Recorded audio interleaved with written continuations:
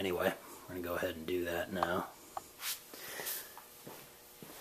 And the last thing that we took out is the firing pin spring and the firing pin. So we're going to go ahead and put that back in. You want to just set that spring in there. And I use a little screwdriver to kind of get it into place. And once you do that, then you'll take the firing pin and set it in that little hole on the back of the spring.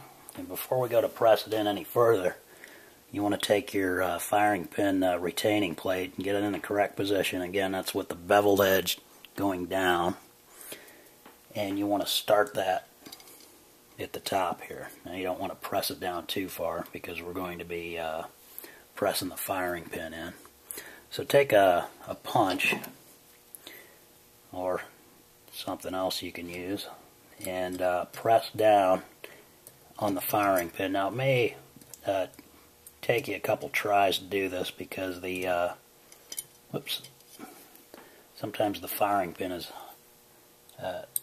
kind of difficult to get through that little hole that's on the where it comes out on the other side of the frame to strike the round. I've kind of, we'll go ahead and get that started first before I put the plate in actually.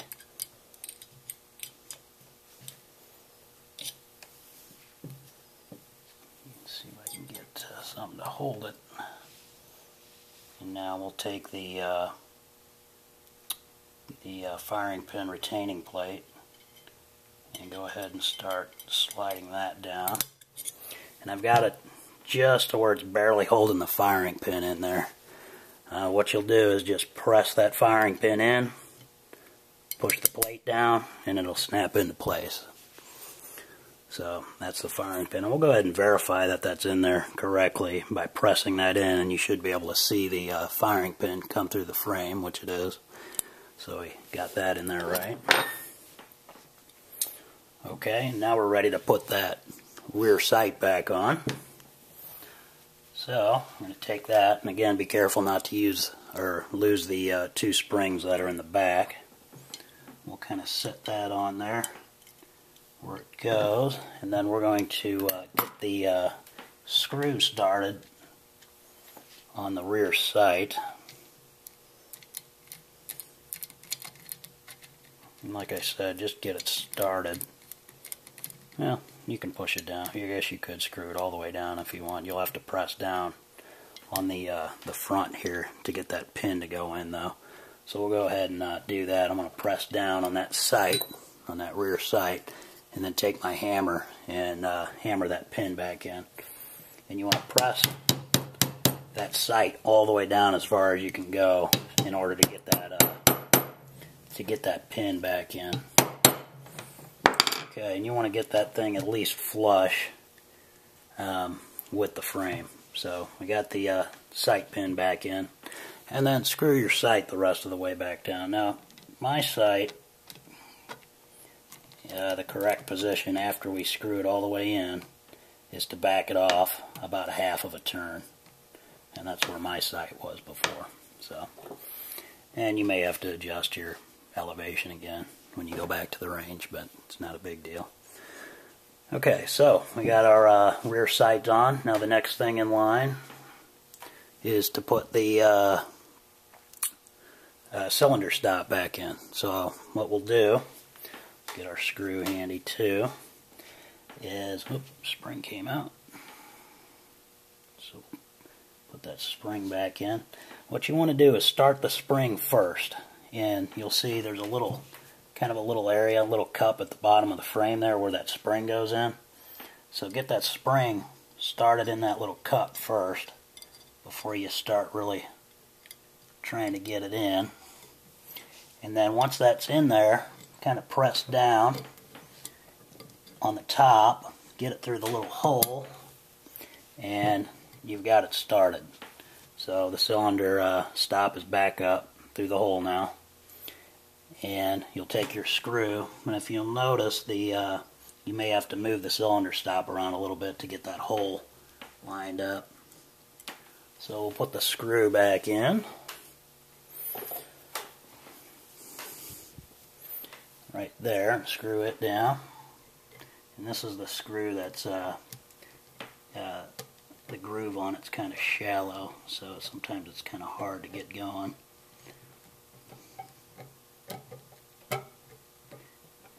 The screwdriver tends to slide around on it. Actually, I've got another bit that I'm going to use really quick if I can find it. That works a little bit better. Okay, maybe I won't use it right now. Can't find it. So we'll just make this one work. Take a little more patience here. Concentration.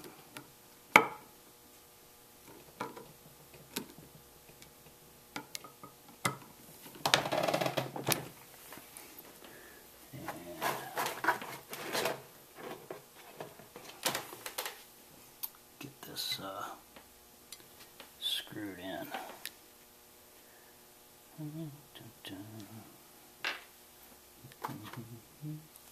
Oh, here it is.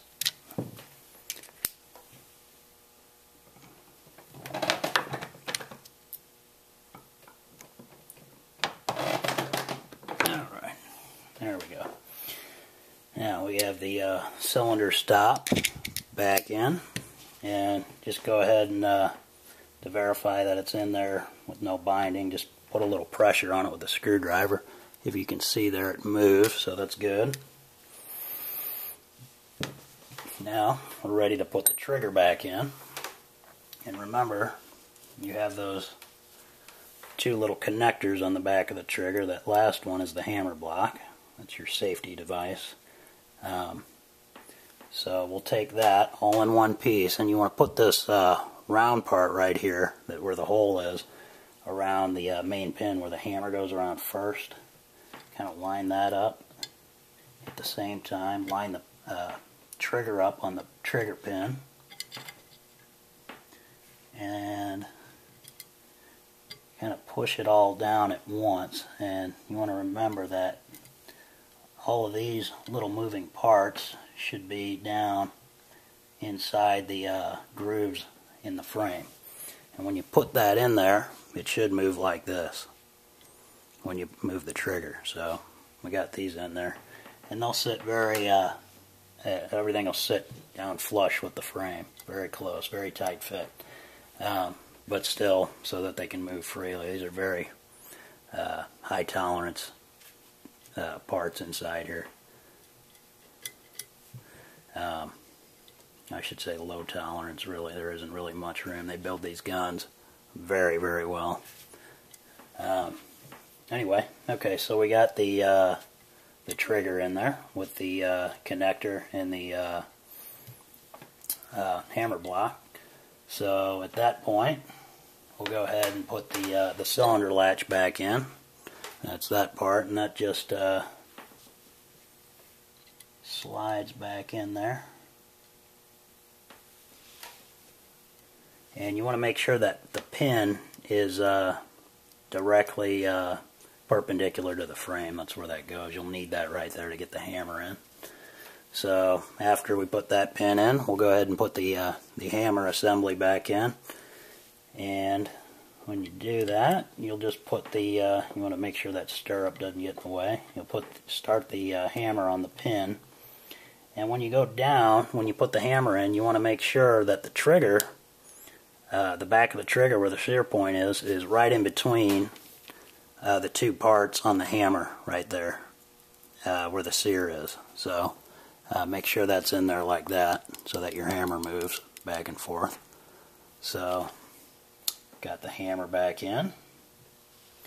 Now we're ready to put the rebound lever back in, and the rebound lever pin. So take your rebound lever, set that down in the frame, line up the rear pinhole, and get your pin started. You may have to wiggle it around a little to get it down in there, like so. So now your rebound lever is in, and that's what controls the the trigger and the hammer rebound because the spring goes on top of that right there. And then you're ready to put the hand back in, and remember this is the thing that advances the cylinder. And there's a little hole on the back of the trigger assembly where that goes in. I don't know if you can see it in the video, it's right there. So we'll go ahead and put that in. Now, there's one important detail. When you put this in, you'll notice that on the back here, the rebound lever has to go in the little groove that's on the back there in order to get the hand all the way down. So you may have to push up on that rebound lever a little bit to get that in there. And this one's in right now because that could pop out. The hand itself should be resting on the frame right there. If it's off of the frame right here, you don't have that in right. So just make sure that rebound lever is in the groove that's on the back, cut on the back of the hand. Otherwise your side plate won't go on. When you go to put that on, you won't be able to get it back on.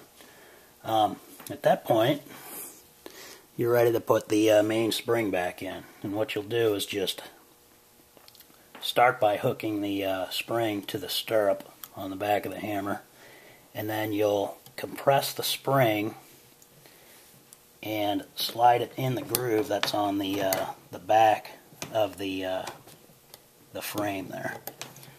And you want to make sure that that spring right there is evenly on the rebound lever, and also that it's evenly in the frame so that you don't get any binding or anything like that. So now we've got our main spring back in that hooks to the hammer there. And when you pull this back, as long as this latch pin is straight, you should be able to work the action on the gun.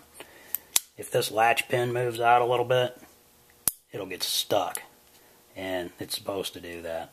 So make sure your latch pin is in straight, and then your action should work. Oop, you can see right there the hand kind of popped out because there's tension on the rebound lever now, so we'll have to press back up on that to get that hand back down. So we did that really quick, so we won't work the action anymore right now until we get the side plate back on. Now you're ready to put the side plate back on. Now take our screws out really quick. To put that back on, you're also going to need to line up this hole on the back of the cylinder latch. You'll have to press this in like that to expose the hole on the back while you're putting this side plate on, because that hole needs to go on the latch pin right there so that it will work when you go to open the cylinder up. If you don't get that on, the side plate won't go on it won't go on at all, really. So kind of insert the side plate bottom end in first. I find that's the easiest. Then depress the cylinder latch and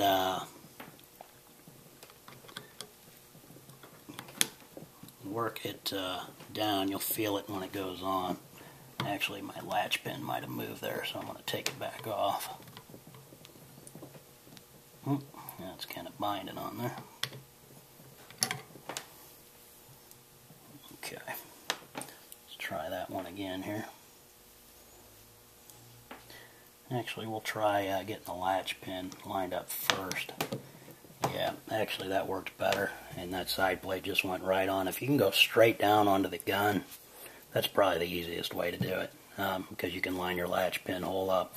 And then just verify once you got that on that moves freely.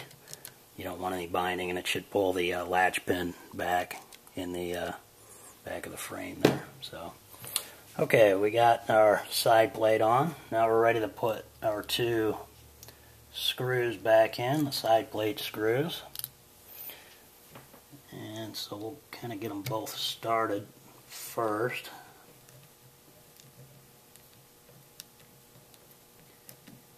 Just to where they start getting tight.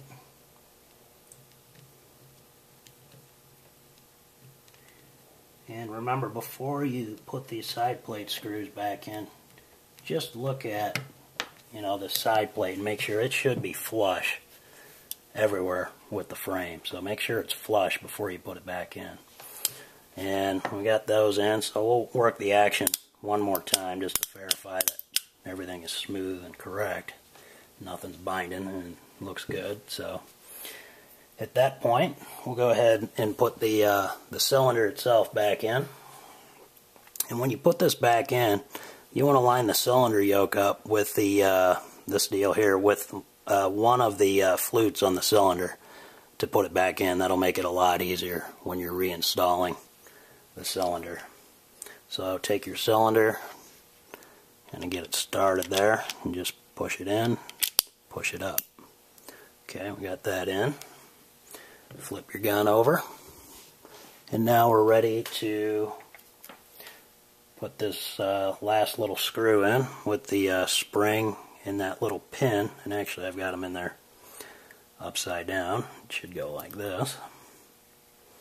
So that pin will go down in there first, and I'll set the pin in the spring down in there first, and then put our screw on. Kind of get it started there.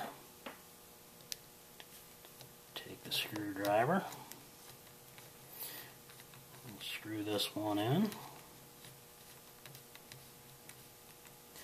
And we'll tighten it down pretty well there. Just snug. You don't need to overly tighten these, but you want to make sure they're snug. And then we'll go ahead and tighten the two on the side plate. Like I said, just snug. Don't need an impact wrench or anything like that. Alright, so we have our side plate screw in and our cylinder screw back in, and then once again make sure your spring is even on each side so you don't get any binding or anything like that. And then we're ready to put our grips back on.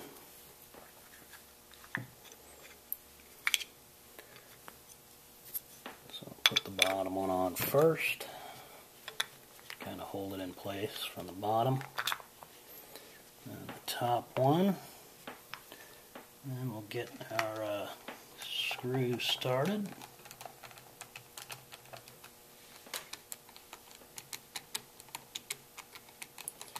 And then once it starts getting a little snug, before you tighten them down the rest of the way, you want to line your, make sure your grips are lined up and square.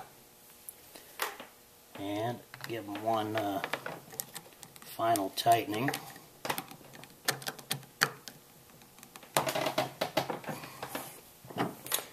And that's it.